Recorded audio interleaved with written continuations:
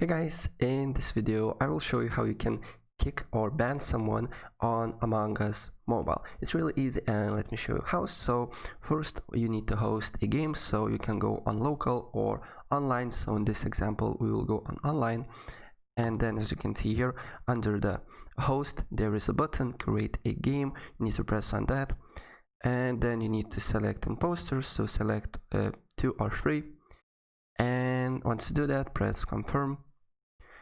And then again, as you can see here, you are in the game, and as you can see here on a little message bar pops up here.